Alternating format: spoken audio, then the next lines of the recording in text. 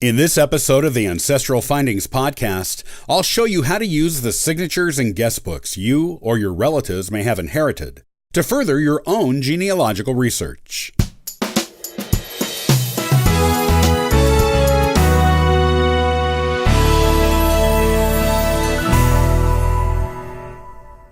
Guestbooks have been common for decades at weddings, funerals, anniversary parties, and wedding and baby showers. People like to have a record of who attended the most important events in their lives and in their families' lives as a group. It is nice to go back through the guestbooks and look at who came to support you and your family during both sad and happy times. Some guestbooks even include places for people to list what gifts they brought to the events they record.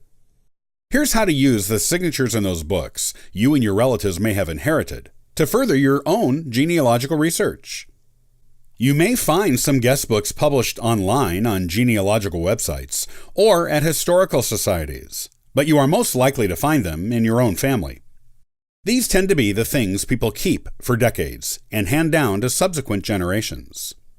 They became popular in the early 20th century and are still in use at important individual and family events today. If you don't have any old family guestbooks of your own, ask around among your relatives to see if any of them do. You can also reach out to relatives from other branches of your family, people you may have never met in person, on the internet, to see if they have any old family guestbooks you can look at, either through scanned and emailed photos of the pages, or through them taking pictures of the pages and sending them to you. Once you have your hand on a guestbook, you have a genealogical treasure that can tell you a lot about your ancestors at the time the guestbook was made.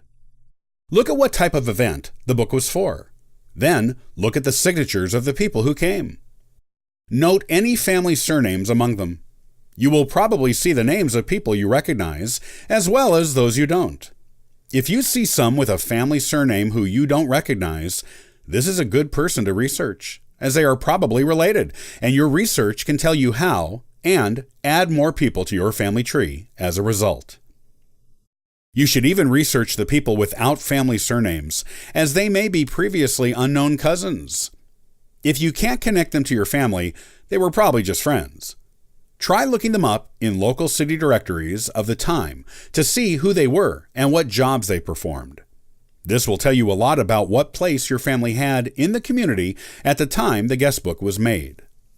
Looking at the list of gifts that were given, and by who, will tell you about what types of things were important for weddings and anniversaries of the time, and also give you insight into local customs relating to these events and others, like funerals, graduations, and showers of the time period.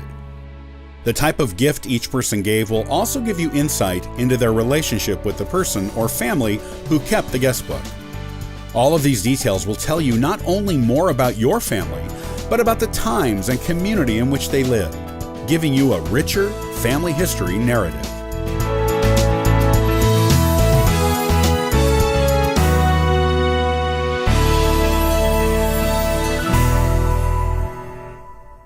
Do you have a mystery ancestor?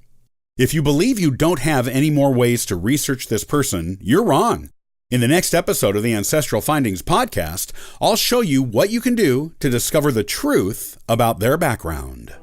To learn more about genealogy and sign up for our weekly giveaway, visit ancestralfindings.com. Copyright by Ancestral Findings, all rights reserved.